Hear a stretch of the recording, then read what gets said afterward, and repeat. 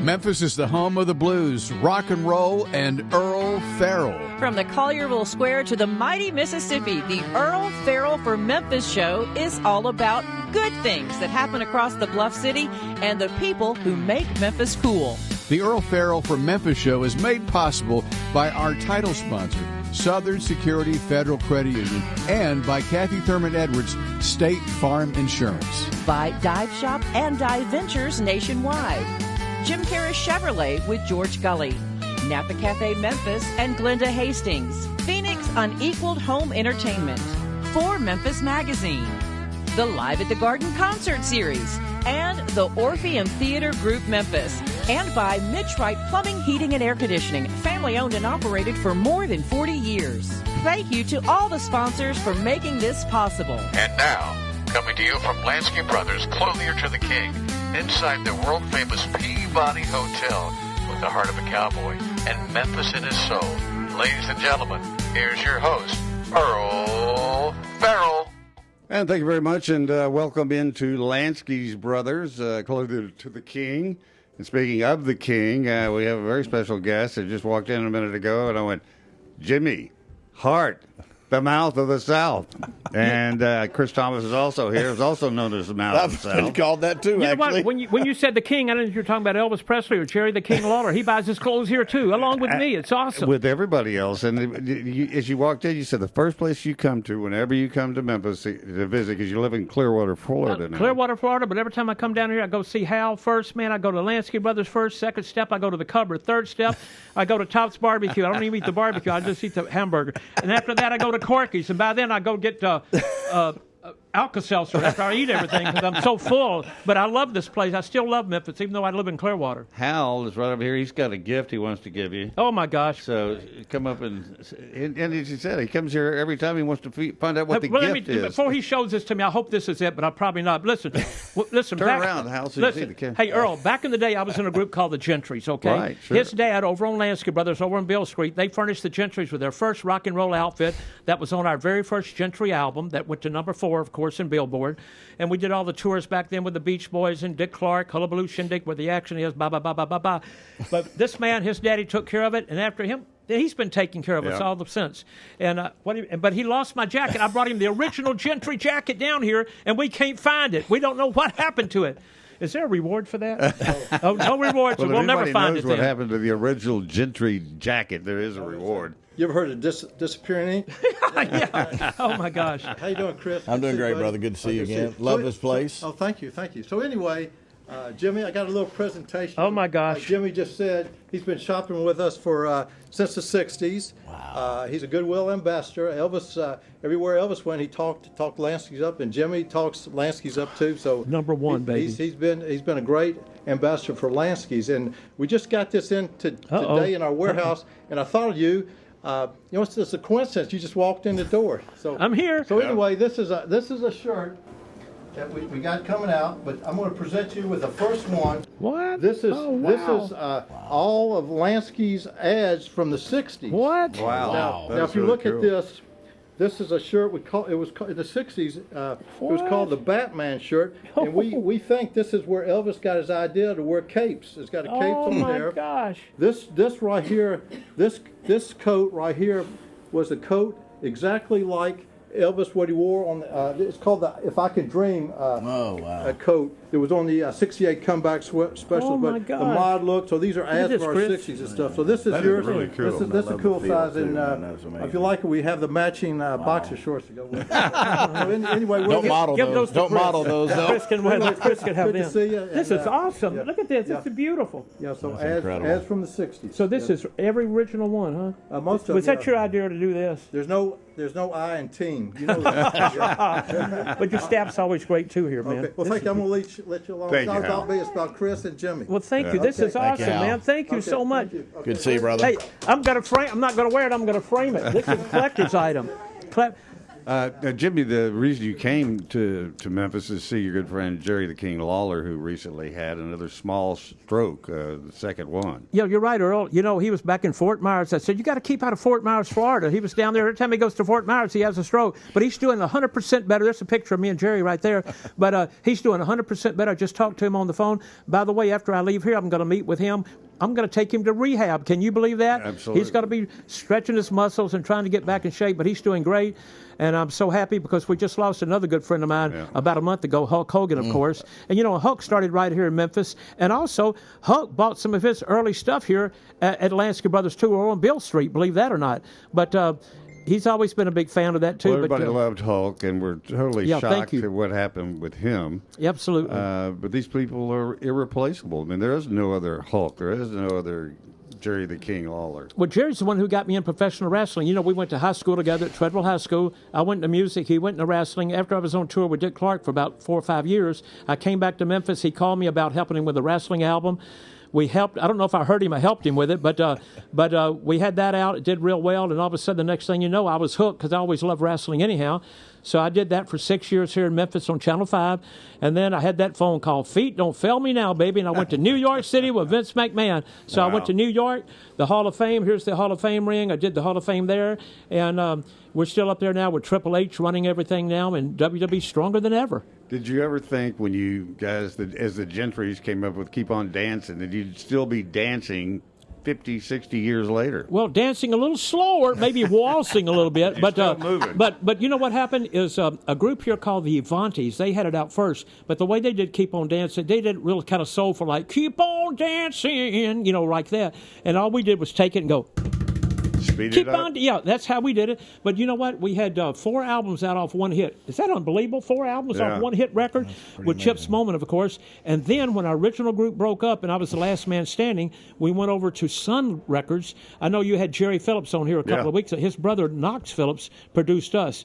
And I signed with Sam. Then we had 2 more chart records as the new Gentrys. We had Cinnamon Girl, number 41, and a song called Why Should I Cry that was like number 52. So we were off and running again before I got in wrestling.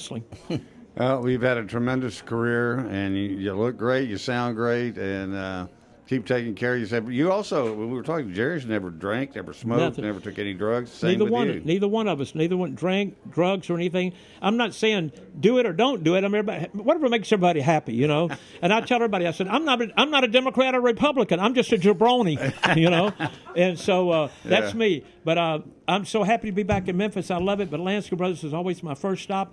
And y'all got to come down here. I mean, just to see the display of all the guitars and everything else, not counting the beautiful outfits and stuff they've got. But it's great. And I know your wife does the magazine. I just saw. For Memphis Magazine. I know it. I was just looking through it a while ago. That's awesome, man. Well, we love living here, and we wanted to do just positive stories about Memphis. You've always been positive about Memphis. Love it. And continue to. As Hal said, you're an ambassador for Memphis. And so please tell Jerry the King hi for us, and we're praying for him. I will. Oh, my Uber driver's here. Hey, I'm coming. No, I'm just kidding. Hey, I love you. Hal, thank you for this beautiful shirt. This is awesome. Chris, I love you, baby. Oh, man, good Make to sure see you you. pay for that jacket now. Mal of the South. Earl, thank you so much. We love y'all. Love you.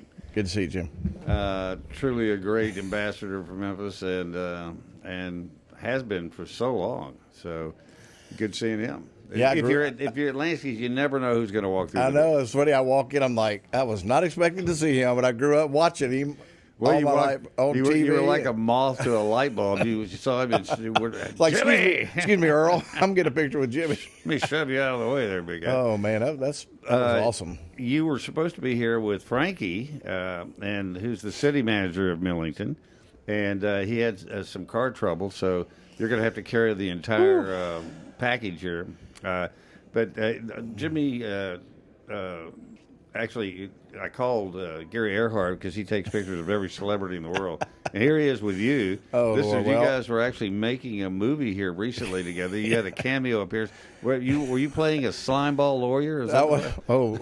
I hate to tell you what I was playing now that you said that. I was actually playing the district attorney. So I'm not going to tie that in political with our district attorney because Steve and I are friends. But no, I was playing a district attorney, and I had a small role. It was about half a day. But anyway, it was fun, and it'll be out probably hopefully early next year, independent film. Now, the other role you're playing right now is that of the head of the Chamber of Commerce, executive director of the Millington Chamber of Commerce. Congratulations on that. Thank you. And why don't we just call this segment a Greater Millington? Yes, there you go. Because that's what we're working to call it. No, but it has been on a huge roll for probably the last 15 years. I mean, they got a Huey's. They got driving up and down 51. It's like pulling into a major city. Yeah, Millington's the fastest growing city in Shelby County right now, and I've been up there since February. And we've got a great team. I hate Frankie couldn't be here. He's a great city manager. He's been there about a year. Larry Dagan, our mayor, is incredible. But we are just announced a major development coming next year. A Target and an Academy Sports is coming. And the city, just to tell you a few things that Frankie would have said is, we're a safe city. People are coming up there because they want to be safe, and we're a fully staffed police department. They gave a 16% raise. We've got enough classroom capacity, and infrastructure, and utilities to double our growth. So, Wow. I mean, we're set. Well, in the airport, growth. and what people don't know that the airport, you've got the longest landing strip in Shelby County or any Second longest in the state. Airport up there, second largest runway. It's where all the government officials, when they come to town, where Trump landed the last time he was there. Yeah, and of course you've got the naval base up there, which has got about 7,000 people on there now. And no, we want to be. And speaking of military, we want to be the biggest place, best place for military veterans to retire. And they're staying. They used to be leaving, but now they're staying. And just a lot of excitement going on up in Millington, in the community, the buzz, and the chamber. We're growing. We got like 60 new members this year, and we're growing pretty well. And anyway, the whole Memphis area though is I think because I've been here since 1978, and I've just seen it grow so much. Then we were down in South Haven last night. In fact, we went to the James Taylor concert down there at the amphitheater, and it was just great. He was great. The amphitheater is great. But we really have so many. There's another shot of the amphitheater. Great attractions in the Memphis area. And the ballpark out in Millington. I was just about to tell you, they have ball tournaments. People come in from all over the country, ball tournaments every weekend except Easter weekend. And it's amazing. I'm having lunch with them Friday to talk about some promotional stuff. But, yes, they bring so many people there. And we had a big Navy race this weekend and had thousands and thousands of people come. And the base was telling me today from all over the country coming in there. And so great restaurants, great places to stay. Another thing that hadn't been announced but has been approved is a Hilton coming in a couple of years up there. And so it's a great place. If people are looking for a place to relocate their business or open a new location, 10 years ago the numbers weren't there. But the numbers are there now, which is why we're growing so much. And so we just want people to come up there, give it a try. I do have people that come from Bartlett, Arlington, Lakeland, all over to come eat up in Millington. And enjoy our shops up there. The place I used to love to go to, which was owned, I think, by Babe Howard, and they had an electric train that ran around the entire restaurant. Oh Lordy! It was called Old Timers. Yeah, Old Timers. Yeah, that was a great place, and they've shut down. The city owns that, and are working on some different ideas on what to do with it. Because they had a guy named Marsalis who was the chef there for many years, and he was great, and the food was super. But then. The other thing I always enjoyed, which is another invention of Babe Howard's, was Goat Days. Oh, yeah. We just had those last weekend. Yeah. That was something that started about 35 years ago. And what I love about it is like going to an old country fair that, not being big, although you have some rides and stuff, but it's very quaint and very reminiscent of the old days. Right, and very family-oriented, and they had a great crowd out there last weekend. There's something going on all the time up in Millington in that area. We've actually got members joining from Lakeland and Arlington and Bartlett that are joining because they know how busy we are. Yeah. And they know about the growth, and they want to be a part of that. So, well, you could be anywhere in Memphis in about 45 minutes. So it doesn't. If you're in Shelby County or any of the surrounding counties, you should belong to the Millington Chamber along with all the other chambers because they're all really tied together. Yeah, and we're all friends, and we all work together because one of the things we know is as goes Memphis, so goes this community. And so we have a chamber alliance where the directors meet and we work together on things to try to make it better. And I want people to go to my Facebook page on the Millington Chamber on Facebook because we've got activities going on all the time where I'm offered our members, I'll come out and do a video for you about your company and promote it. And so that's part of just growth and how it's going. Well, you need to go visit with my daughter. She's with the chamber in Collierville. So I'm sure y'all will be working on something together. Is she new? Because I might know her if she's been there for a little while. Taylor Scott is her name. I think I know that name. I've met the new director, Shelby. Yeah. I met her. She's part of our alliance. But I think I do know Taylor now that you say her name. Well, she's prettier than I am. And, well, that wouldn't take much. Smarter than I. Neither one would take much. No offense. Bada boom, bada boom. No, what have you found out about Millington since you've been there as executive director of the chamber that you did not know before? Probably the biggest thing I did not know, top two. One is, I have to give you three. The top one is I did not realize that every decision made for the Navy in the world, personnel, recruiting, all those decisions are made in Millington, Tennessee. Is there a guy that does that? Well, there are guys and gals, but no, that team does it. And I was like, I thought just for this area. They're like, no, for the whole world. And I'm like, that is crazy. And then the airport is one that I didn't realize how busy it is. And actually, we're about to get, I can't say who they are, but 2 new charter companies coming out there.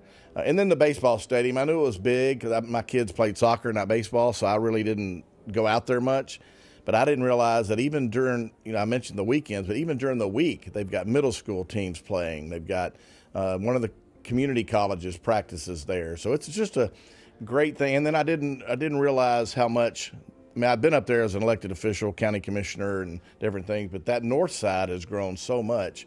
What I want to do is continue that, but also the south part, Navy Road and South 51, I want people to pay attention to those businesses. We've got a lot of locally owned businesses up there, and people are, once they come up there and go to them, they're like, that's where they want to go. And the Glen Eagle, the Naval Base Golf Course. Ron Olson plays there all the time. Okay, yeah, he has never invited me. Shame on you, Ron. But anyway, but no, that's a great Probably course. Thinks you'll beat him, and that's why he's not getting you up there. That would be hard to do. But now Edmund Orgel's up there. I don't want to leave anybody out. Miramichi. So we just got a great community up there, and the people are so awesome. And, it's just one thing that we've got a great team, like I said. And one thing I do want to mention, and I'm like the mouth of the South, like Jimmy, and you just stop me. You know me, just stop me anytime you need to take a break. But I do want to add, Frankie, and this is something because of what's going on in the country today or last week. Frankie and I are from different political parties. But we work together. We can disagree on things, but we work together for what's best for the community. And he and I have talked about that. And actually, we're talking about maybe having a prayer gathering, a bipartisan prayer get together to try to bring people together because we need that today. And I like the fact that he and I might disagree on some national politics, but we can still be respectful of each other, and we need more of that today. Absolutely. In fact, Bill Morris, who, God bless him, recently passed away, we had many discussions about that, and he said the thing he does not like about politics today is it is so not bipartisan. It's everybody's out and refuses to even look at another idea if it's not their idea. No, Bill and I talked about that too, and that's exactly right. It's you're either far left or far right, and everybody knows I'm conservative. But one thing I told the board when they hired me, I'm going to be an independent and work with everybody because that's just what I believe we need to do. I think most people are centrist. You got some liberal facets to you. You got some conservative facets. I don't think anybody's all one way or the other because then you'll say, "Do you like ice cream?" Yeah. Well, that's not liberal. That's conservative. Well, they argue over barbecue and pizza big time here in Memphis. So anyway, nobody argues over any of that.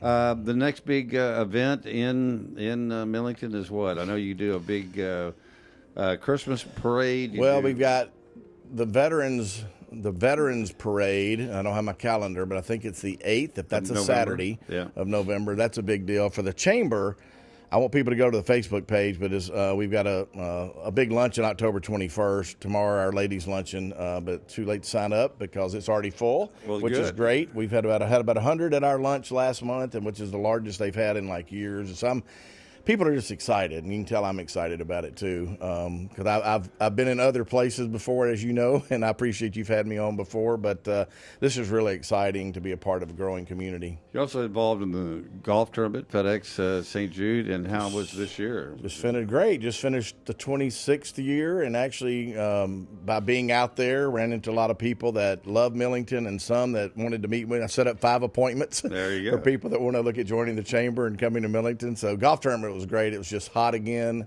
and I think I'm hearing that after next year it's moving back to May to be a tour, one of the premier tour stops. Tour stop. Yeah, it's not. I thought you were going to say they're going to air condition it. No. But apparently not. No, wish they could, because brother, it was hot out there. Yes, it was. So I've been there. In fact, many years we would all Channel 3 televised it for many years, CBS, and we'd go, "We're not sweating everything off next year. We're gonna."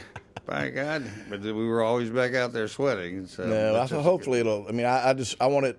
I tell you what FedEx has done for this community is Fred amazing. Smith, yeah. And Fred and St. Jude, and some people don't realize. No, this is not exactly about Millington, but I promoted the golf tournament through Millington. They're the only tournament on tour that allows a nonprofit to be a part of the name. Yeah. And some people don't realize that, but that's how Fred and FedEx was. Well, and who can say no to St. Jude? Oh, well, exactly. But it's just one of those things that our community, we've got so many great things going on. We need to try to focus on those. Yeah, and I think they do. I think everybody in the community is behind it. Chris Thomas, thanks for coming by, and tell Frankie we'll get him on next time. We'll get him a car that he knows how to drive. And I think it was more a transmission issue than that, but. No, but I'll tell him, hey, people, go to my website, millingtonchamber.com. Give me a call. Seriously, I'll call you back. We want to have you a part of Millington. Well, you're doing a great job, and thanks for coming in to see us. Thank you very much. Good to be here. We're going to take a quick break, and then we'll be back. Glenda Hastings, the owner of Napa Cafe, will continue telling us the incredible story of how she bought it with no money and not that much experience. It's a great story. It'll be up next. Hi, I'm Dawn Grader, President and CEO of Southern Security Federal Credit Union. We're the proud title sponsor of the Earle Farrell for Memphis show. Coming to you live from Lansky's in the world-famous Peabody Hotel and celebrating all of the great things about our great city, Memphis, Tennessee. Hi, I'm Glenda Hastings, owner of Napa Cafe, and I'm so proud to be part of the Earle Farrell for Memphis show, streaming live from Lansky's from the Peabody. We will be showcasing not only Napa Cafe, but some great restaurants around town. We look forward to seeing you. Hello, Memphis Mid-South. And first, I'd like to thank you for visiting with Earle Farrell Memphis today, and we want to support him just like you do. I'm George Gully, one of the sales managers at Gentrys Chevrolet. We've been in business here in Memphis for over 75 years. I've been associated with the company for almost 25. And I'll help you find the right car, truck, or SUV here at not only our Chevy store, but also Buick, GMC, Nissan, Subaru. We can help you find that right car. Keep watching, Earle, and come see me. Thanks so much. Hi, I'm Kathy Thurman Edwards, State Farm, and I'm so excited to be one of the sponsors for the Earle Farrell from Memphis show, broadcasting live from Lansky's at the Peabody. And I'll tell you all about what we've got going on at our office. Gift cards for quotes. No purchase necessary. I'm better looking than a lizard. Hi, this is Randy Wright from the Dive Shop and Dive Ventures in Memphis. We've been in Memphis over 64 years teaching people to dive, snorkel, and swim. We'd love to have you come join us and have some fun. We're also a part of the Dive Ventures group with 18 locations across the country, stretched from Phoenix to Vienna, Virginia. Please give us a call. We'll be able to take care of you at 999 South Yates in Memphis, or call us at 901-763-DIVE. Hi, I'm Brett Batterson, President and CEO of the Orpheum Theater Group in downtown Memphis.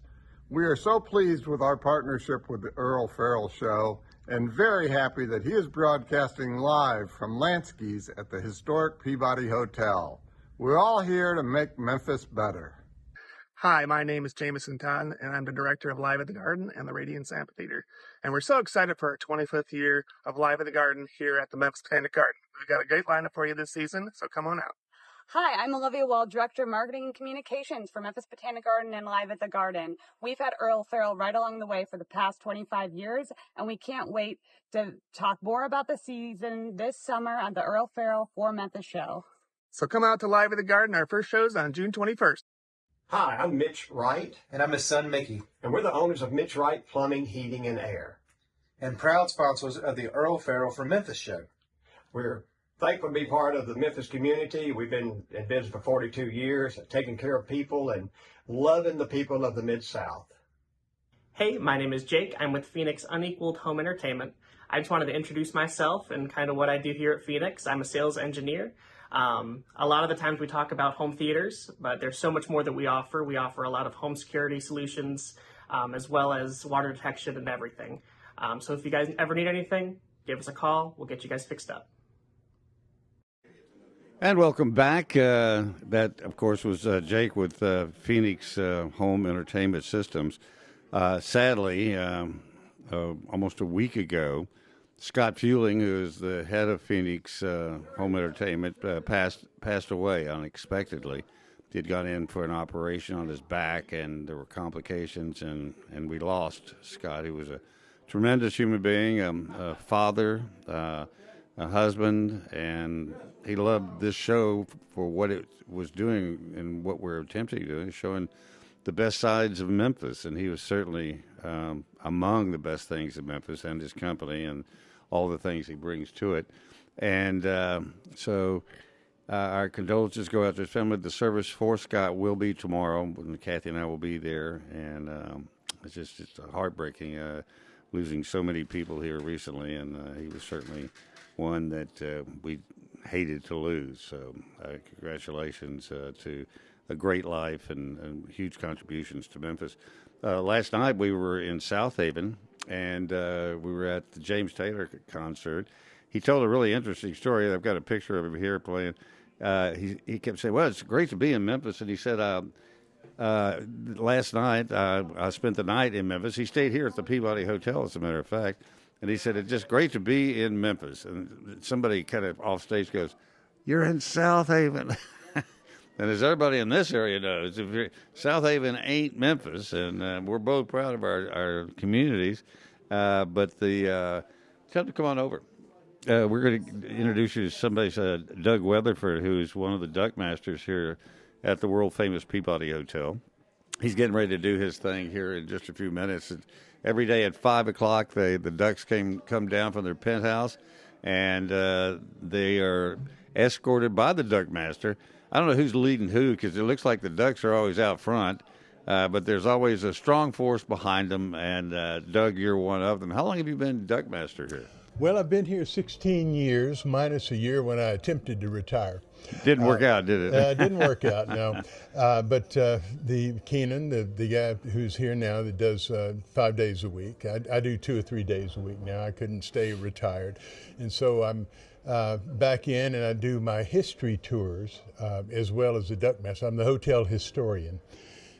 You're the Jimmy Ogle version of the Peabody, but you know a little bit about all the history of Memphis, and I've heard your talk before. It's very interesting, and you also lead tours of the entire Peabody Hotel. I do, as well as tours on my day off. I also have rock and roll roots walking tours, which I do through a company called American Excursionist out of Miami, and so I continue my tour business. Because I watch this, and we're leaving every day as you're getting ready to bring the Ducks out and start the spill, and you watch the people, and they sit almost slack-jawed listening to the story. I mean, because there's no other story like the story of the Peabody Hotel or the Ducks and how they got here. That's right. And you know, we seem to be so interested nowadays as a country in compromising our history or not hanging on to things that are important to all of us. If you don't know where you've been, you really don't know where you're going. And so even something that might seem somewhat silly to some people, it's like the Duck March. It's something your dad did, and your grandfather and your great-grandfather. You're standing in the shoes of people who did this. Well, and there are so many. In fact, Kathy and I, we spent our honeymoon night here after we got married 39 years ago. 39, I was right. Write that down. Stayed at the Romeo and Juliet suite, but Gary Bills brought me here. We were friends. I moved here in 78, and I think they got back open in 80, or that's when they bought it. It was 80, early 80s. 73 is when they bought it. 81 is when they reopened. Because it was right after I moved here. I knew that. I just remember he took me in before they finished the renovations, and there was one pole in the middle of the lobby where the fountain is now, with a light bulb on top of it. And that illuminated not much of the lobby because it was so dark and huge. But to see what they've done, and currently they're going through, a $25 billion renovation? That's right, yeah. They're redoing the rooftop because, of course, that rooftop has had a lot of abuse over the years. I helped do that, as a matter of fact, on the Thursday night parties. But weddings, we've been to so many weddings over the years here. That's right. And it's there's really no place like it. In fact, I tell people often, they said they've never been here. I said, you have to go. It's like going to Versailles in France. I mean, it is. There is nothing like it. People used to tell me when you go to Nashville, go to the Hermitage, it's like the Peabody. It ain't. No, it's not. Not even close. I love going up on the rooftop with my tours, my hotel history tours. This hotel, I would say 60% of American pop music was born within sight of this building, the genres of that music. And so that's how I get my tours started. Not only are you experiencing the hotel, but you're getting into the birth of rock and roll. Absolutely. Well, Elvis signed his first contract. That's right over there behind your shoulder. In fact, if you go to there's like a conference room. It's kind of a historical room on the mezzanine level, and that copy of the check and the agreement is up there. So there's so many great historical things that have happened here throughout the years and continue to happen here. In fact, you just celebrated 100 years. Yeah, absolutely. And Doug Brown was out there, interviewed, all the TV stations were here, and he said, one of the stations, he said, I don't look 100, do I? And whoever was interviewing him said, no, you look, well. And I said, Doug looks great, man. And he absolutely loves this hotel. Oh, he does. He does. He is so proud of it. And we had him on right after we first started the show. And couldn't have a better CEO and president of the Orpheum. Right. What is the one thing that has surprised you in being a Duckmaster and doing it all the time? Is it the fascination that the tourists have, or the fascination that once somebody from Memphis actually comes in and goes, I had no idea? That's right. They don't. They typically don't have any idea. But yes, we have visitors from all over the world every day. Today, there's at least 30 or 40 people hanging around the lobby from the UK. Yeah. Ireland and England and Australia too.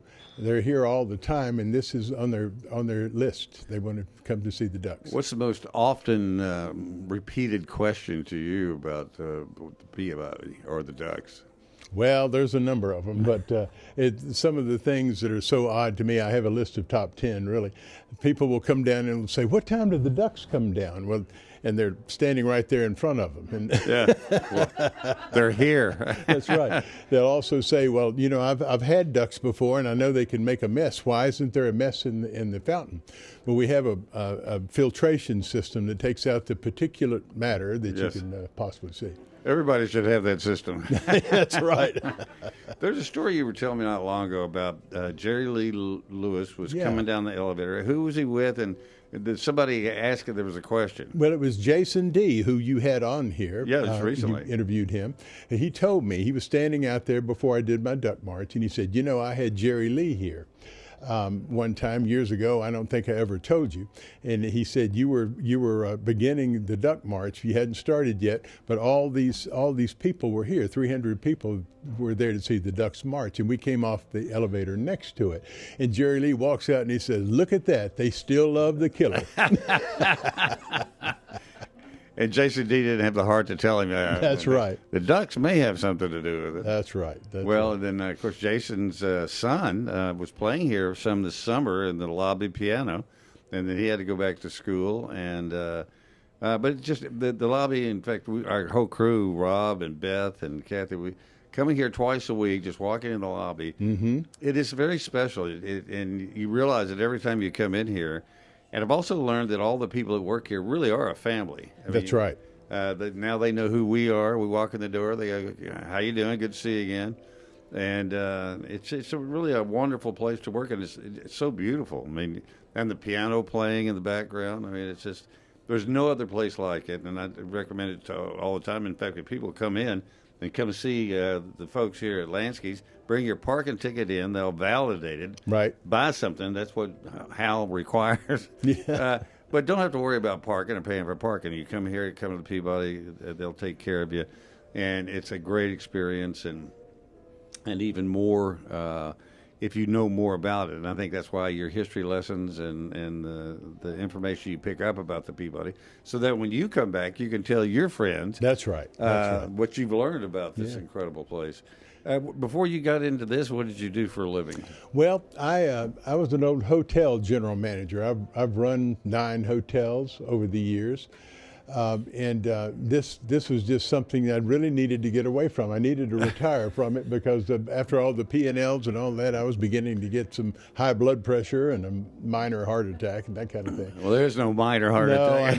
No, I know. So I really was trying to stay away, get away from that. But the thing about a hotel is it's 24/7. That's right. They don't close. You cannot get away from it. And there's always a problem. That's right. And if you're the head of it, you're going to hear about every single one of them because you want to hear about them. That's right. How to best solve them. Well, Jimmy Ogle, your friend, I saw him on the street one day. He knew I wanted to get. I wasn't through with the hospitality business. I just needed to be through with attention.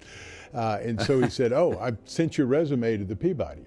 And I said, "Well, Jimmy, I told you I didn't want to be in hotel management anymore." He said, "Oh, it's not management. I should have known." But I had to go. It turns out that they wanted Jimmy to come in, as he did later on. Yeah. But he, at the same time, he was offered the job as manager of Mud Island or the new river landing down there. Right. And he put it on the back burner. So he recommended me to come in his place. And how long have you been doing that? Well, 16 years. I've Wow. kind of got off and on from 2 to 3 days a week to 7 days a week sometimes. And as a matter of fact, I'm coming up in the next couple of weeks. I'll do probably 14 out of 20 days here. So. Well, you look good. In fact, I would go around and tell them, I'm not the Duckmaster, I'm the general, and you need to do what I tell you to do. There you go. The history of Memphis, what is so intriguing about it, which when I first moved here, I realized immediately, is I came from Texas, which really didn't have a lot of history before the 1860s and the Alamo and all. Right. But it goes back so far in Tennessee and Memphis, and so much of the history is still in evidence. The buildings are here. They just reopened the Pontotoc Hotel. That's right. We're going to try to have somebody on from there. And I think it's been great that they didn't try to do a lot of leveling and getting rid of all these buildings. That's what gives Memphis an incredible vitality, but also a historic aspect of it. That's right. You know, there's a lot of people. We tend to have a lot of suburbanites, and I'm a suburbanite myself. That they don't always have a positive view of Memphis, which is a shame. But they don't. I don't ever get that from foreign visitors. I mean, they think they've come. They're spending thousands of dollars to come here and see the ducks and hear the history. They love it. We see them in here, as you do, coming to the lobby for the Ducks, and they are asking them, "So where are you from? And what do you think of Memphis?" We love Memphis. We love the food. We love the Peabody. We love Lansky's. And I do think that, but I also think that there is an inferiority complex about Memphis That's that I right. noticed when I first moved here, because I came from a state where everything was positive, and Texans, we're the biggest, the best. That's right. And even if we weren't, we said that anyway. And but I think I love Memphis because it is very unique. It is people here. The thing I like about them is they're very sincere. If they don't like you, they'll let you know. That's and right. if they do let you, they'll let you know. And but they're real. And I know one of the things about Dallas, and a lot of people say about Nashville now, is that it is kind of surface in many ways, and they're big cities, and they've got all the flash. But this is just got true character in That's Memphis, right. and you're part of what make that character. Well, so. I enjoy it. And my name comes from the Dallas area. Is that right? Weatherford, sure. Yeah, I've never been there, but I'll have to go sometime. Isn't that the great Western store we go to? Is it Weatherford? Yeah, it's right outside west of Fort Worth. Biggest cowboy store I've ever been in. I mean, they got probably 1,000 saddles in there on saddle horses to sell. And but that whole area is really good. But that's what's great about Memphis. We have our own history and that's right, and all the things that make it super duper. I appreciate you stopping by. I mean, Sure. we're trying to get you on here, so we lucked out today. Well, I'm glad. Thank you very much. And sometime, if you have time, I'll tell you some more stories that I tell people on my tours. We got time to tell me one right now. All right, let's do Johnny Cash. You're a Johnny Cash fan, right? Absolutely. Okay. When I take my tours up on the rooftop, I'll point over 40 miles across that river to Dyess, Arkansas, which is where he grew up in his younger years. His father was there because he'd taken advantage of one of those programs by FDR to get us out of the Great Depression. You could sign on to 20 acres. The government would give you a mule and build you a rudimentary house, and you could build onto it, pull yourself up by the bootstraps, Right. And that's why his father was there.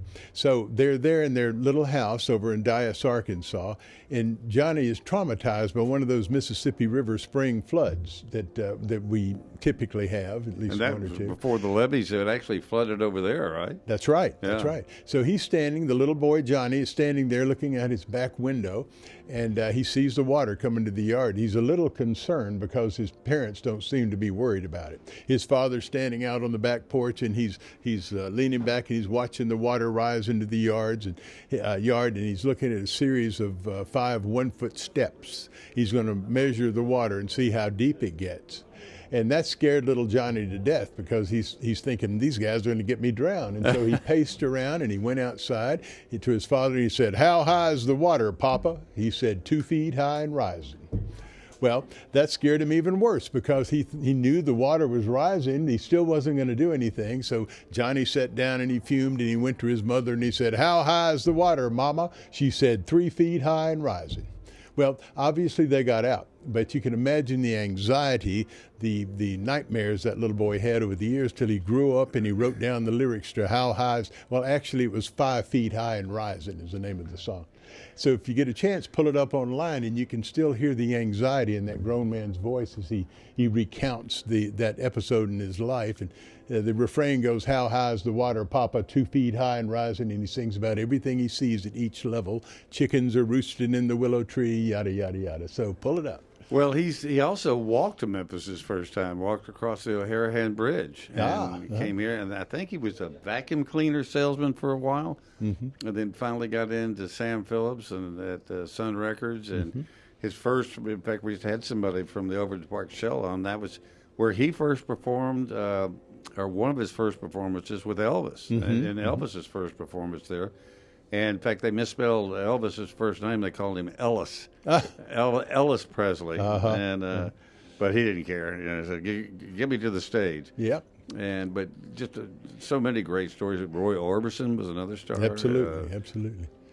Neil Diamond. Neil Diamond, yeah. In fact, Neil wrote Sweet Caroline here at the Peabody Hotel. That's right. In the 60s, he felt he hadn't had a hit in a while. He wanted to get the Memphis sound mixed into his music. And so on the plane from New York to Memphis, he wrote Brother Love's Traveling Salvation Show. When he got here, he checked in early to the Peabody, and he found that Elvis, in fact, had not left the building. His sound people were still over at American Sound Studios, where his session was going to be the next day. So he had to kill an extra day here in the hotel. He played that piano over there. People sat with him and sang. He went upstairs to his room to spend some more time, thought about his trip from the airport to the hotel, and he wrote down a little song called Memphis Streets, which is still one of his albums has that on there. And then he walked around, he picked up a magazine, and he started flipping through, and he found a picture of little Caroline Kennedy and her pony. Wow. He said, "That's a sweet picture," and he wrote down the title, Sweet Caroline. And he recorded at American Studios along with Brother Love and Holly Holy and those comeback songs. And I love to tell people from the Boston area that story because they think they own that song. So I always thank him for singing that Memphis song in the Red Sox games, and it doesn't always go over that well. Well, it's just there's so many things and I keep hearing news stories that I did not know that had originated here. Just being at the Peabody, I used to, when Johnny Cash was doing his Christmas special every year, they would do it at Channel 3, record it there. And I remember coming and watching Crystal Gale, seeing Blue Up Makes My Brown Eyes Blue here around the Christmas tree in the lobby of the Peabody Hotel. And you never forget those kind of things. No. And then here it is almost 50 years later, and still making memories for everybody. Yeah. You know, as you know, we don't have snow much during the Christmas season in Memphis. So if you were to ask many Memphians what's their favorite Christmas scene, they'll talk about the Peabody lobby, because you got the 2.5 floor Christmas tree over there in the end, and Christmas trees all around the rooms and the bunting and all that sort of thing. Well, it's just beautiful. My daughter, when she was in high school, the choir came here and performed, and you do that every year. You have some choirs from the entire area. There's something going on here every day during the holiday season, and it's just, I encourage everybody to come down here and go on the tour, take some friends or relatives on the Ducks Make the Walk. That's right, and enjoy all of it. Well, thank you very much for stopping by, and we'll continue to recommend you. It was a pleasure. Thank you very much. You're sure welcome. Doug Weatherford, everybody. Thanks for jumping in with us.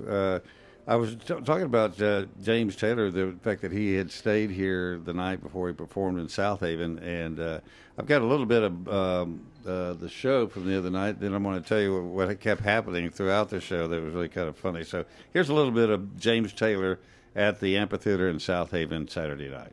I won't make it any other way. I've seen fire and seen rain. I've seen sunny days that I thought would never end. I've seen lonely times and I could not find a friend. But I always thought I'd see you again.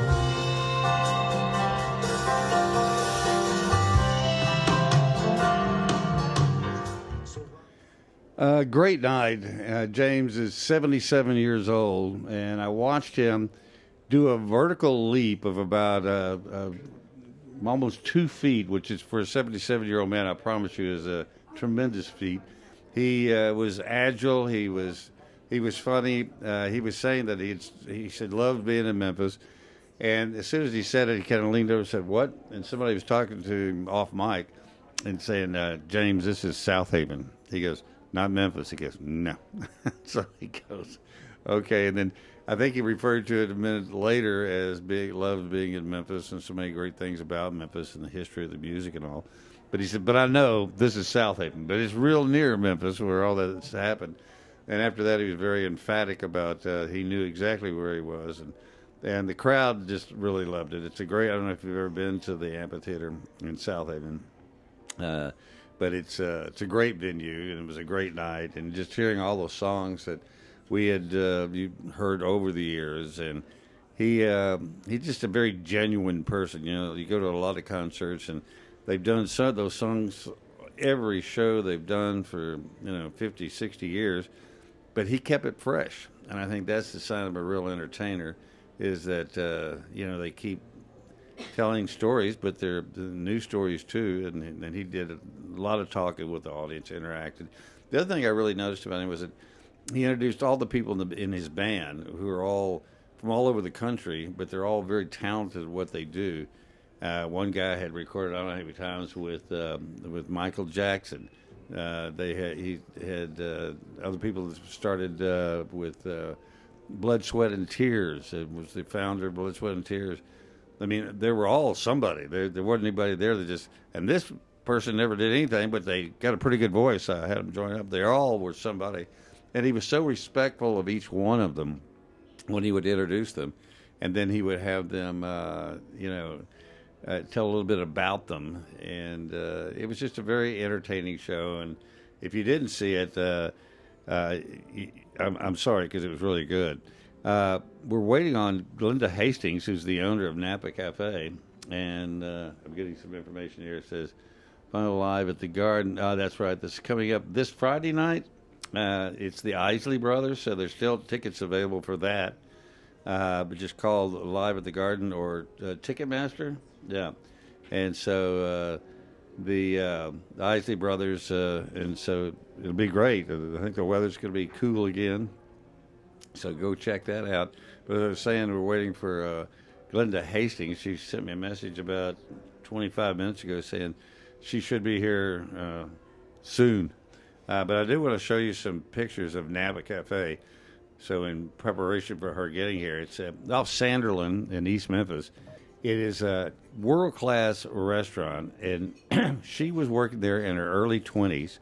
And the guy that owned George Falls and his partner owned Napa Cafe. They also owned a number of other great restaurants. Glenda just walked in. We're giving her a chance to catch her breath and get seated. I'm so sorry about that. Hey, did you get my text? Yes, I did. Okay, good, okay.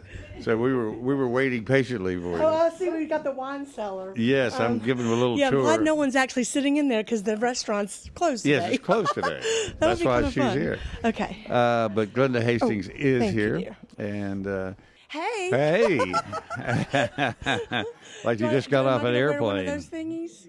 Sure. Well, I did my hair for it. So does that like? Well, you will be able to hear better. So. Oh look! I love all this attention. This is great. There you go. Do I have hair and makeup coming as well? You've already had hair and makeup. Okay, thank you for that. Okay, and hello. See if you want some water? She's got it. She's okay, got me great. All set. Okay. Yeah, thank you. So, deep breath. Hi. Yes, sir. Good to see you again. Nice to see you, too. In fact, when I called Glenda, I said, I got an opening. Do you want to come? She said, well, it's the last weekend for really good weather to go to the lake and all. And I went, I know, but I'd really like to have you back on because it's been so long since we discontinued the story of how you bought the restaurant. And she said, okay, I'll do it. So, great. I'm glad you're here. You were working at Napa and one of the other restaurants. Yeah, so I was working there part-time. So just to catch the listenership up a little bit, I've learned to condense my story into one sentence because it's been really kind of fun because I tend to make really great connections with our guests at the restaurant. And many of them want to know my story. The first thing they're like, how did you get into this? And has the restaurant always been in this location? Those are the two questions I get asked the most. And it usually leads to some kind of tour of the restaurant, and then I end up telling a story. And sometimes people don't have time to listen to the whole story, and sometimes I don't have time to tell it. But somehow I've managed to put it into one sentence, and I love saying it because even when I say the sentence every time, I laugh and snicker because there's so many stories involved in just this one sentence. And that is this. I bought a business. It wasn't for sale. And I didn't have any money. And that was right after 9/11. So that's when I started the process of it. Not exactly an opportune time to get into any business, really. Well, thank goodness. They say ignorance is bliss. Yeah. And I like saying that because not that I'm ignorant, but I didn't really pay attention to You didn't know what you didn't know. Yeah. And I think at the time, just the climate of the world, people they would always say two things, which I love this part too. They'd say, you're so brave and you're so young. Because, I started doing this when I was 3. So, but, because of the climate of the world. But I mean, if you think about it, the climate of the world is always in some kind of, state. If you pay attention. And lucky for me, I didn't own a television and I didn't live in that world. Not to say that those things don't matter to me. They do. But I saw something that I wanted, and which was to own that restaurant. And so, yes, I was working part-time, and I think we had kind of touched on the fact that I was graduated. My future was in medicine. That's what you wanted to do. Yes, absolutely. You were working there, but you were so successful, and George and Eshelwick, his partner, both said, we want to make sure we keep you. We don't want to lose you. So what would you like to do to continue on with us? Yeah, so I'd worked with at their other restaurants, Paulette's and Three Oaks Grill, part-time while I was in college. And they used to call me their good luck charm. It was such a nice thing to say. They really had a lot of confidence in me, and I was very dedicated to them and what they wanted to do and how they wanted their businesses run. But I did work part-time. And so they had opened up Napa Cafe. And so about a year and a half into that, they said, we could use your help, And I said, no, I don't want to do that. I was kind of forging a different path in life. I mean, you were looking at research, medical research. Well, yes, that's what I was actually doing at the time. But I knew that I wasn't going to do that. And the restaurant, working for his restaurants, was just a thing for me to do in college to make money and just to have something to do other than school and to make connections and learn something else. Yeah. And I really enjoyed it. I had a passion for restaurants, like a lot of people having passion. I mean, I don't know anybody that doesn't love to go out to eat.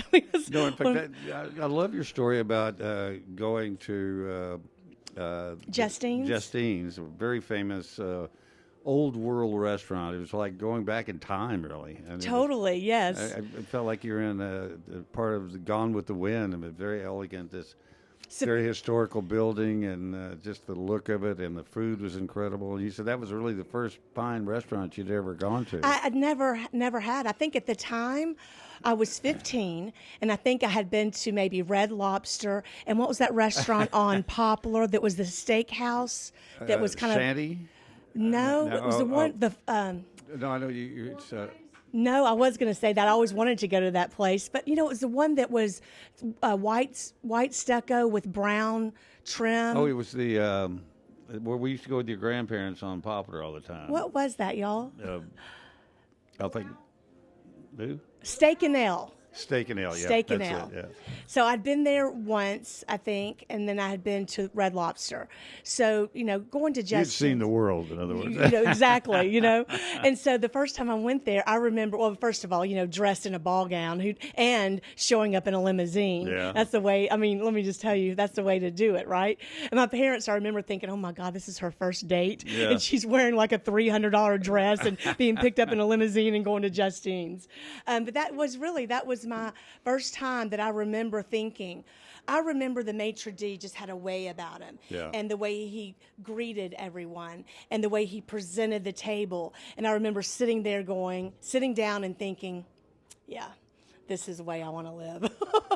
But it is, I think, especially as a young person, you watch movies and you see that something glamorous like that, and then when it actually you get a little view of it in your own life, and you just go, yeah, this is what I like. I want to be more of this. Well, I'll tell you, I didn't really watch television, and I never read any fairy tale books. That was not part of my upbringing at all. So I didn't even know anything like that existed. You know about Cinderella or anything? No, I never watched or read any of that. I don't know why that was the case growing up, but that wasn't part of my... You were very smart. You were always studying. Curriculum. So, yeah. I had a brother that was 5 years older, so I just tried to keep up with him. Yeah. And, playing with Barbies and... Wasn't part of the deal? No, that was not part of the activity of the day. But, I love that because when I kind of think about really that was a seed being planted, and I felt like it was God planting that seed in me at 15 years old. Because years later, I never thought like, oh, I want to own a restaurant. Like, I know lots of people that say that, and I just think, oh my gosh, no, you don't. Like, you think it's one way, and not to say that it's not. I've managed to. It's taken me a while, but the past 11 years have been my best 11 years of the business. But I had muddy middle years. Trying to navigate and figure out how I wanted to have my business, because I didn't care how other restaurants were run or other restaurants were what they were doing. I wanted to feel good and authentic in the way I showed up in my business, and it was a lot to try to figure that out when I didn't have an example laid before me, because you were making it up as you went along. I was, and I knew some of the things. I learned some great things from George and Don, and I don't mind saying this, and they would say it would be true as well. I learned a lot of things what to do, but mostly I learned what not to do, not the way I wanted to do it and how I wanted to show up. But it took me a while to formulate that idea and that, oh, okay, well, this is how I need to go about the day. And mainly, it was like, how do I want to feel in my business? And feeling successful means having sales, having guests in the restaurant, having great employees that are well trained, wanting to be there, wanting to work along the team that I have, and providing something that's very special for our guests. That, to me, is what success is. How much does Napa Cafe today, and I've got a picture of the restaurant from outside, and I love the front of your restaurant. I love the plants and everything out there. It's just very inviting. But how much does this look like the original Napa? Nothing at all. Really? In fact, it's. I guess I probably should put some slides up for even my employees, because when I show them what it used to look like, it was very interesting. When I bought it, you know, one of the first things that people do when they buy a restaurant is they change the look of it. That's like one of the very first things people do is they have an influx of money to go directly to just the aesthetics. And I was going to do that. I had a little bit of money that I could put towards it to do that. And I would go in on Sundays. So after I bought it, the only time that I ever had the place to myself was Sunday. And for the first few months, I would go in on Sunday and just kind of take it in. And kind of figure out what is it that I want to do. And I would draw up different things, how I was going to do this window treatment here, and I was going to do this, and that. And it wasn't an enormous amount of money that I was going to spend, but it was, you know, tens of thousands of dollars, probably $30,000 maybe. And then one day, it was on a Sunday, and I thought, you know, I don't want to put the money into, I think it's just fine the way it looks. I want to put the money into making sure that I gave key employees raises, and anything that needed to be replaced in the kitchen, any piece of equipment that needed to be upgraded, new dishes, kind of some things like that. And then I kind of tucked that money away and thought, you know, let me just kind of keep that to the side. And because the chairs were comfortable, everything about it was comfortable, and it looked good for the time. But years later, when I wanted to renovate it, it was so funny because people that were regular guests at the time, because prior to COVID, prior to 2020, I knew 75% of the guests that walked through the front door. Like, everyone was a regular. And so when I kind of made mention just to a few people that I was going to renovate, this was in 2014, actually in 2013, I actually made the renovation in 2014. So many people were like, no, please don't change a thing, you know? And you kind of can hear about that. I remember hearing stories, people talking about these old school restaurants in New York that had been around for 100 years, and they decided to renovate it, and they closed down, and nobody ever went back. You know, so I had that in the back of my mind, and I said, well, you know, it's time, people. It's time. Because when I renovated in 2014, it was more than time. And it completely, I leveled out the whole front interior, every wall. And some things I kind of kept the same, but I moved it over 3 or 4 or 5 inches, built things and made them different, you know. Was it things that you had seen other restaurants, or did it just come out of your mind saying, I want this in my restaurant, even if I haven't seen it anywhere else? In 2002, I think that's when I made my first trip to Napa Valley. I think that's when it was. I remember being there at a restaurant called Pinot, and I loved it. It was like just the aesthetics of it was like quintessential Napa Valley. Lots of potted plants, wood, kind of stucco, wood beams, that kind of thing. And it's still there. I haven't been in a few years to Napa, but quite a few restaurants had that aesthetic. And I remember that's what I wanted. I wanted those big potted plants out front. Do we have that picture? Yeah, let me go. Is there a? There you go. Yeah, I have a few of them. Now I have lots of them. But I remember being so excited having potted plants out front. I just thought, wow, I can't believe this, that I have this. That was where I got my kind of inspiration. And you have to understand that was like 12 years later that I'm changing the way the restaurant looks. I spent those 12 years prior focusing on consistency, quality, and then, like I said, there were some muddy middle years that I had a little bit to learn about just my personal development and growth. This is a shot of a booth, and this is a good example of what I love about what you do. This is not in any way like a normal booth. You've got a wooden table that is actually movable. You've got very high back on the backs of the booth. And then you have all these interesting things up high, which takes your eye up and makes you feel like it's a much bigger room.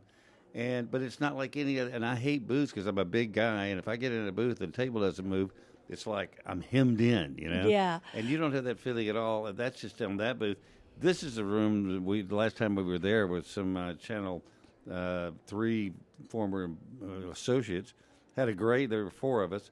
In this, it's a wine cellar room, but it's kind of private, but you can still see things going on around you through the glass. Mm-hmm. And a wonderful room. Whose idea was it because a lot of people have tables in the kitchen. Yes. This I like a lot more. So actually, that was there. Bistro 122 built that as a cigar, what are they called? Humidor? Yes. Yeah. Mm-hmm. Okay. And so we turned it into a wine cellar. Even the back room, back private room I have, the ventilation and air conditioning system was built for cigar smoking.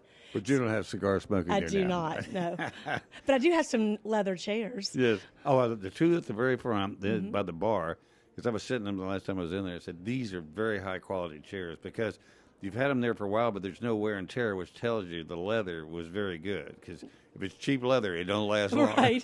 They get moved around a lot, too. One of the things you were talking about a minute ago was your consistency. This is it looks like shrimp and grits, but not like any of the shrimp and grits I've seen. And it just looks, I mean, you eat first with your eyes and your smell. And this just makes your mouth water as I'm talking at it. And yes, that dish is really special. In fact, there's quite a few. I never thought that I would have this kind of restaurant. When I sat out and to do all of this, there was no big grand plan. I just said I want to own this restaurant, and off I went. But now what's really interesting is I have many dishes are like kind of almost iconic to the guests that come there for them. I would get in a lot of trouble if I took that dish off the menu. But, also, too, have to kind of keep making sure I add specials and keep adding new things as well. Oh, the key lime pie with the Bavarian cream. Mm-hmm. I mean, that's half whipped cream and almost half the pie part, key yes. lime. And then the graham cracker crust that goes up the backside, that means that's how deep that thing was. That's a great shot from the photographer. Kudos to that. I love that. That's showing that pie off really nicely. Very, very well lit. So this is the bar. Yes. And now you totally changed the bar too. I did. And I mean, like kind of going back to just kind of saying like how I did everything myself. I had, in the sense of, it was steps that I took. When I renovated, I actually had an architect, a major construction company, and a general contractor, and designer involved. And yes, and I ended up, they went through 7 different plans. So we're kind of going back to the original question you asked. I'm gonna have a long sentence. So the design. So at the time, every time they would give me these designs, I'm thinking, well, this is what people are doing right now. I don't want what's right now. I want to know what's on the horizon. And so I kept giving them back. And I wasn't a diva about it because I was excited to do this project. But I was just like, no, none of this. And then they would come back and they would have the design, and the architect will have all the drawings, and I would make all these tweaks, and we would give it to the general contractor, then he would bid it out. It was coming out to hundreds of thousands of dollars to make this renovation. Oh, this is a good story. I mean, hundreds of thousands of dollars. And I just was just like, well, this isn't it. And I remember thinking, and I wasn't even thinking, I was being told, Glenda, you've got to do something. The word's gotten out that you're going to renovate. Our employees know you're going to renovate, and you've been sitting on this for a year. People are starting to talk. And I said, well, something's just not hitting right with me with any of this. And I couldn't figure it out. Weeks would go by, months would go by. And I was leaving my house one day. I think we touched on this before. I was leaving my house one day, and I called the restaurant, and I said, I want you to put some whiteout, liquid paper, what you take and you... cover up the steaks. Yes. Yeah. I said, I need that and a Sharpie on the bar.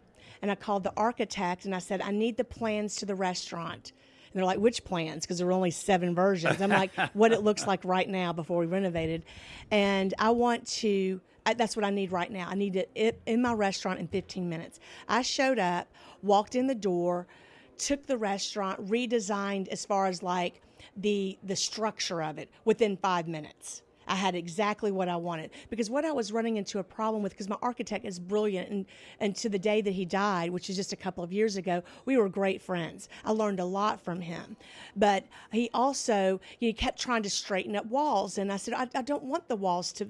You didn't want a box. I wanted angles, and he, coming from his point of view, I said, I don't want right angles. I love my trapezoid. Let's leave it alone. I don't want to take out all this wood only to put more wood back in, and for that, the wood alone was like going to be like $50,000 for that part of the construction. I'm like, I'm not doing that either. And so when I was doing the redesign, I was looking at what I had and what could I do for the least amount of money and then also to make it grand, because my guests that come to the restaurant, many of them have the most amazing homes in Memphis. Yeah. So for them to be impressed with anything that I would have, I had to be kind of like, over the top. Yeah, and for it to look very creative and different. And so the designer wasn't bringing me anything.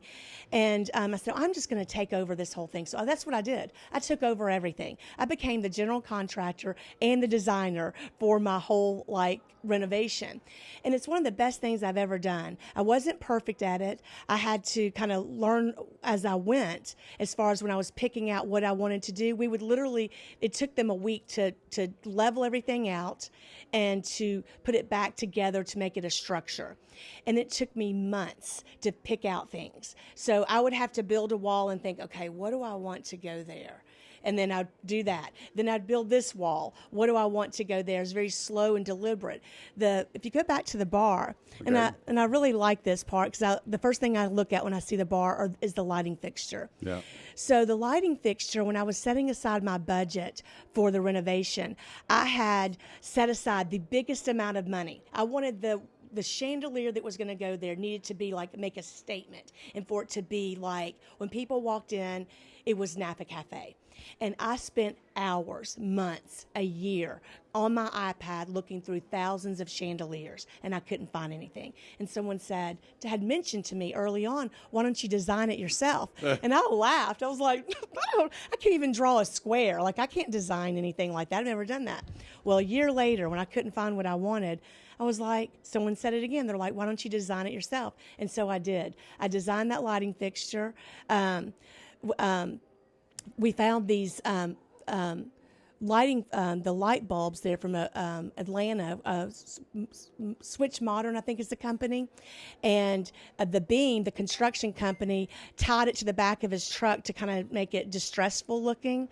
And then a local iron worker did the metal around the beam. I'd actually found there was a picture of a lighting fixture I got inspiration from, but it had Edison light bulbs. There were some things about it. I was like, no, that's not exactly what I want. And so I ended up designing it and built it with the electrician on the spot. And it has 13 light bulbs because that's my lucky number. And they're kind of like independently suspended. That was what was kind of neat too. So when the electrician was working with me, which he was really disgruntled, he didn't want to do the project. He was really mad about it. It wasn't anything I don't think he'd ever done before. It never occurred to me that they don't just make lighting fixtures. He's like, this is going to take me forever, and he was mad about it. An hour into it, he was taking pictures of it and sending it to his wife, so he was super on board. But when he was working on it, I had to call the company where the lighting fixtures were made. And so when I called the lighting company where they were made and they had to do some research, the electrician had a question about you can't see it, but it's like the cable that they're hung from. Mm-hmm. And they needed to see, can these be wrapped? And some other questions. And so they're designers at this lighting company, and they were like, what is this that you're making? We want to know all about it, because they said usually they'd never seen those light bulbs wrapped around anything. They usually suspend 30 feet, in a tall hotel or casino. And so they were super excited about it, and I sent them pictures. So, that was done. That was designed now, 11 years ago. Wow. Yeah. Well, and you look 12 at years ago. You look at the bars. What I love about, and I think most people do too, when they go to a restaurant, they will not only want to have a beautiful place to go to, they want to be able to see people and be seen, because that's why you go out. And you can see people throughout your restaurant, whether it's in the room to the right of your hostess stand, you see the bar, you see the tables around the bar, then you have the rooms in the back for large parties and stuff. But you go through the whole restaurant to go to the restroom, which is another. That's why people go to the restroom. I'm going to go see who's here. And but it's a very social thing. Otherwise, you eat at home. Right, definitely. And so sorry if I took y'all on a long tangent about that lighting fixture. When you ask me a question about anything with the restaurant, it's like talking about your child. I'm going to tell you all the great things about her, that I see. And that was one of them. And I was very proud of that. I was especially proud because when I finally kind of got it finished and guests started coming to the restaurant, there was a lady, Miss Spacek. She was head of Arts Memphis, and I don't think she ever wore the same outfit twice. She had an eye for everything. She was meticulously dressed. To this day, she's one of my most favorite people I've ever met. She has an eye for detail. But she came in and she saw that lighting fixture and she would stop dead in her tracks. She's like, "Where did you get that?" And I was so excited. I was like, "Yay. I made it." Yes, I made it. Well, the other thing, too, I think is neat because it was your restaurant. You didn't ask anybody else's opinion. You said, "This is what I want, and until you give it to me, I'm not stopping." Yeah, And, I think that's kind of being authentic because it's a very creative, it can be. A lot of people have restaurants for whatever. They make the bottom line number and they're making the number and it's doing its thing. For me, that's not what this restaurant is at all. It's a total extension of me, but I love ideas. I love listening to people, but ultimately I'm the decision maker. which is a good thing because if you've ever had partners, it ain't always that easy. Well, I always say that my partners are my employees and my guests are my investors. And that's true. It really is. Because if it Absolutely. wasn't for your investors, you wouldn't have the restaurant if they didn't come in and support you. Exactly. Your employees are, and I noticed that the very first time I came in there, and every time I come to see you, the young lady that works the front that always says, Eva. Yeah, super personality. Yes, I call her Glenda. She's Glenda 2.0. And that's what I was going to say. She's a better version of me. I love it. I sat there and I said, I love Glenda's personality, and this is you're just a younger version of her, but she's got that same element of everything's great, and she makes you feel so special just walking in the door, and the other employees are the same way. They speak to you, especially in today's world. Look how many young people don't acknowledge anybody. That you walk in and go, "Hey, I'm looking for a coat here," and they go, "I'll be with you in a minute." Well, I'll tell you, it's very intentional. I used to, for years, do what a lot of restaurants do. We have what's called lineup. Front of the house, back of the house. We talk about the specials. We go over descriptions and operations. My meetings are more like a TED Talk every day. I mean, it's like I'm giving them life lessons. I want them to learn about how to conduct themselves, how to work with each other, how to problem solve on the spot. That's going to get us where we need to be, and everybody wins. So it truly is, because the thing about it is, how can we possibly be a place that's beloved by our guests if it's not loved by our employees? Absolutely. It's just not going to happen. And it is very evident when it's there. It's very evident when it's not there. The consistency, though, is really going to be the food. It could be the most beautiful restaurant in the world. The service is bad and the food's not good. It ain't going to last long. And consistency, it comes from the employees. So that's why I do everything I can. I invest. I say my employees are number one. Customers are number two. And I don't mean it to sound that way, but it's true. I invest everything into my employees first, because without them, none of that happens. I don't open the doors. I don't have consistent quality food, consistent, friendly, warm, welcoming service. The employees come first, because without them, I'm nothing. It's just an idea on a piece of paper. Well, it goes back when you went to Justine's and everything was perfect. And you want to convey that same feeling to everybody that walks in Napa. And the feeling comes from us. It truly, that's the first feeling people have is, how do you feel when you walk in the door? Yep. How do you feel when you sit down at the table? In fact, we even watch, we pay attention. It's like part of the training. When we seat a guest to it, we watch the guests and we watch their eyes. If we go to take them to a table, but we see them kind of looking over at another one, if we have it available, we offer that. Very good. I like that. Because the first thing that people want to do is they want to feel welcomed and seen when they walk in the door. And comfortable with where they are. And comfortable where they're sitting. Period. Because, I mean, a lot of people hesitate to say it, but that's why it's so important. And when I went through my training, the Bob Thiemann told me, he said, watch their eyes. If they're looking around, that means they're looking for something. Exactly. And you go up and say, can I help you? Do you need something? Yes. Because that's what they're sending, the international language. You don't even have to speak the language. Exactly. And you go up and say, you're looking for something. What can I help you find? And then they go, oh, that's very astute.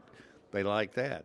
But if they're not happy with the table or they'd rather sit over there, I think that's perfect. You do that because people appreciate that. This is a salmon dish.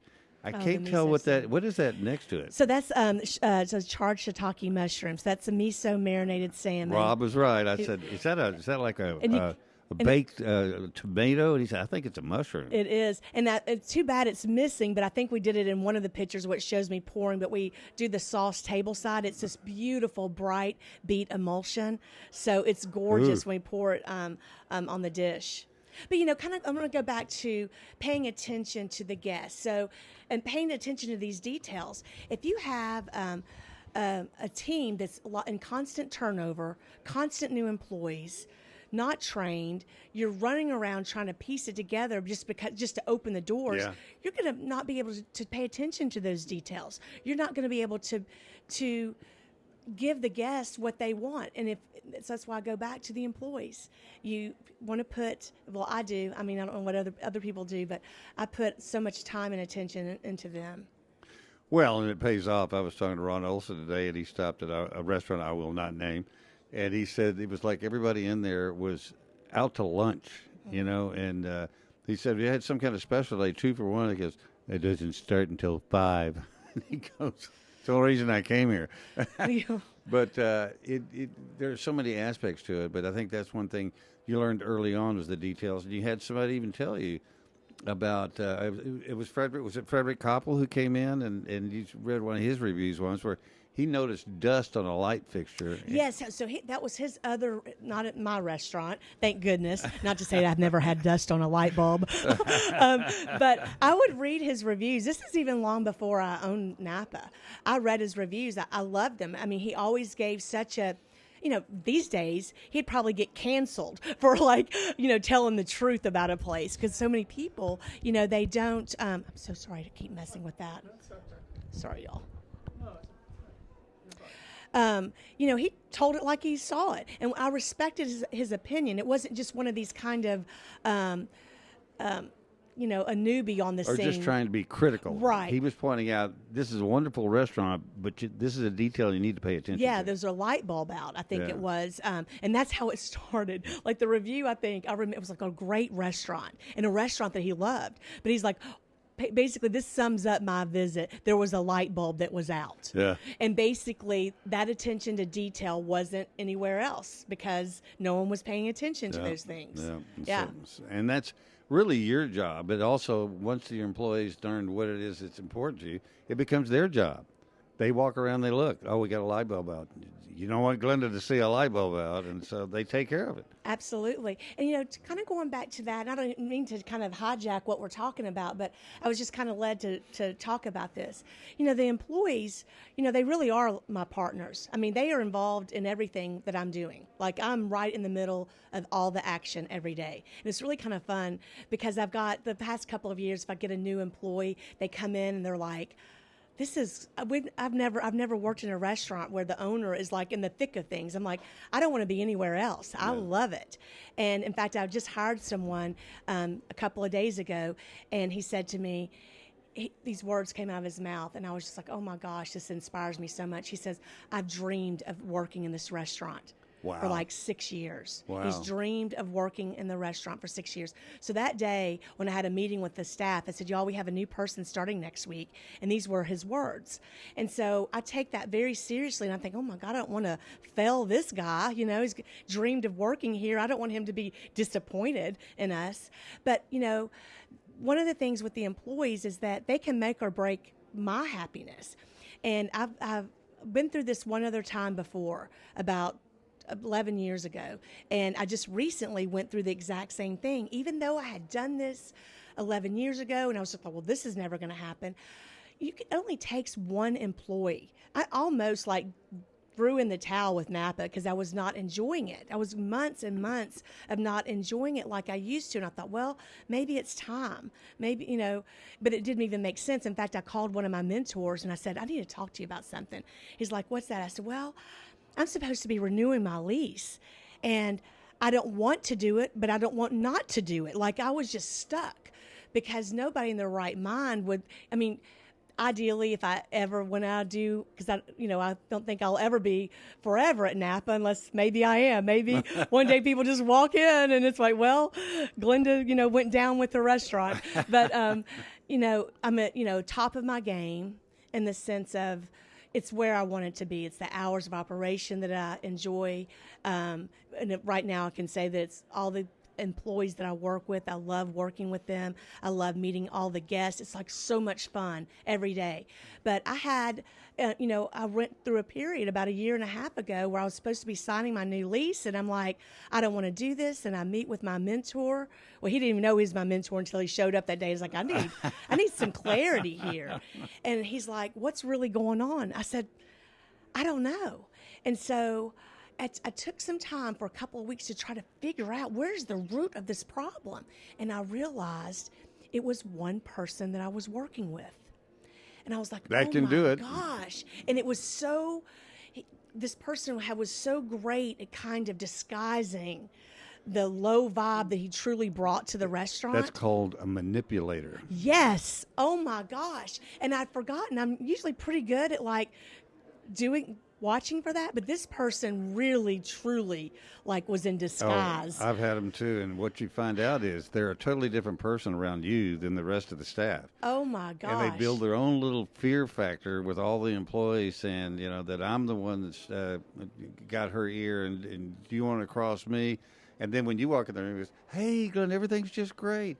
But they're working against you all the time. Yes. Oh, my goodness. And it was like and it took me a long time to kind of part ways. And I really didn't even, the thing about it is I really enjoy this employee. Brilliant person, very brilliant person, and respected this person greatly, and I really had so much hope that maybe they could turn it around, and I could rah into them, being enthusiastic and being a positive force of good. Well, it didn't happen, but now I'm great. So well, sometimes you just have to say you got to go. Yeah. And I've had to do that. I said, look, it's either me or you, and I ain't going anywhere, so that means it's you. And have a nice life. I'll give you a good recommendation, but you got to go. I want to show just a couple more dishes because we got to wrap things up. But is this scallops, and what is that? Oh, that is the sea bass. Yes. It's like that dish is really neat because it has a soy ginger butter that's on top that melts into this Thai vinaigrette that's on the plate, so it kind of makes its own little sauce. It is a very flavorful dish. Ben at Tsunami. He's known for that. I know. And that really wasn't intentional. It was totally by accident, or was it? Maybe it was subliminal. But the black forbidden rice, we actually got that in for a wine dinner. And then we were running it as a special. Well, we got that in for a wine dinner, and it was so well received. The guests are the ones that just decide what goes on the menu. We decided to keep doing it. Well, he decided he was going to take sea bass off his menu because everybody ordered it. So he said, I took it off the menu, and it was a revolt. Exactly. Oh, I bet. I love that dish. What happened to the sea bass? Well, I want you to try other things. We don't want other things. We're going to eat your sea bass. And I remember Danny Summerall telling me, he said, and he told him that. He said, if you get something that people love and they come to your restaurant just for that, and they come all the time, you have hit a home run. Yes. Put it back on the menu and say, if you want something else, we got it. If you don't, get the sea bass. I said, just raise the price. See how bad they want it, right? And then this filet on... this is fun. I like doing this. You have the Meunier butter, and it's got a balsamic reduction on it. So it's kind of a simple preparation, but... meat and potatoes. But hey, if you're a meat and potato kind of person, which we are, that to me is like a pledge of allegiance right there. That's what I kind of have with the menu. I want the dishes that are familiar and comfortable. I think the filet mignon, the short ribs with the tonkatsu sauce, and the pork chop. Now the gourmand's meatloaf. I've been running that as a special for almost a year now. those dishes, but then, have something like the bronze yellowfin tuna with the whipped cauliflower, marinated lentils, and these Moroccan spiced caramelized onions. Some dishes that are very elevated, very elegant, spice driven, in the sense of herbs and spices and very unique flavors. Something for everyone. Well, and that's not always the case. Kathy and I were in San Francisco. We were staying at the Stanford Court there and up on Nob Hill, and went to the concierge, and I said, where's the place you recommend? He said, go to this place, or right around the corner, you can walk. We go in there, sit down, look at the menu. I didn't see one thing on the menu I wanted. And I said, you see anything you want? She said, no. I mean, there was no filet and potatoes with asparagus. No pork chop. There was no. And so we said, look, we're leaving. You didn't do anything wrong. It's just, we wanted a little different thing. Got a cab and went to this Italian family restaurant, had a blast. Yeah. And it was stuff you liked. It's like you talk about people wanting to sit where they want to sit. You let them sit where they want to sit. The other thing I think is really interesting, you're only open Wednesday through Sunday. Wednesday through Saturday. I'm Don't sorry. have me working on Sunday, Earle. But I think that's what somebody said. They're not open like 7 days a week. I said, if you can get done what you want done and do it at the level you want it, and you're successful at it, why would you want to work 7 days? That goes for the servers and everybody in the restaurant. And if people know those are the days you're open, that's when you go. It's, and I don't really like to even brag that that's the case for me. It was a journey to get to that. I was open 6 days a week, 56 hours a week for 20 years. So I did that. But I don't think that I would still be doing it if I was still working it like that. And I made the decision to fire lunch. That's what I did. I fired lunch, and lunch was thriving and brilliant, and the food that we served was amazing. And I get why people loved it so much, but there's only one of me, and I wanted to love what I was doing. And so I went to 6 nights a week for dinner only. And then when COVID came around, I temporarily got rid of Monday and Tuesday night. And knock on all the wood, I never looked back. They've stayed on vacation. Yes, it's interesting. Wednesday every week. I know y'all all can relate to this. Coming back from vacation, I'm telling you, every Wednesday feels like that. It's like a fire drill. We're all back. We haven't been there since Saturday night. We've been gone for 3.5 days, and we're like, okay, we got to put Humpty Dumpty back together again. Where's the salt and pepper? Yeah. Well, I think you do an absolutely amazing job, and I think there's a lesson in what you've done for any business. Anybody wanting to start a business, you have to have passion about what you're doing. You have to love what you're doing, and if it starts to become something you're not loving anymore, something's got to change, because you don't want to end up hating what you loved. Absolutely. In fact, people do ask me, because we have been in existence for 27 years. In just a few months, it'll be 28 years. And, kind of look back and reflect, why. There's quite a few reasons. But definitely I think the one that you're talking about is the word that people used so much in 2020 was pivot. And I remember when people were talking about pivoting, I'm like, I've been pivoting for the longest time. I'm good at pivoting. I got this. Where are my point shoes? Yeah. But is the ability to change, recognize what is not working for yourself. Just because every other restaurant in the world is open 5, 6, 7 days a week, if that's no longer working for you, find a way to make it work. Yeah. I don't ever want to say that someone can't do that, but I did spend 20 years not just building the business, but learning a lot of wisdom in those 20 years prior to going to 4 days a week.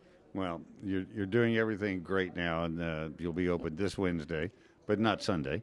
And well, I always say this, and I truly mean this.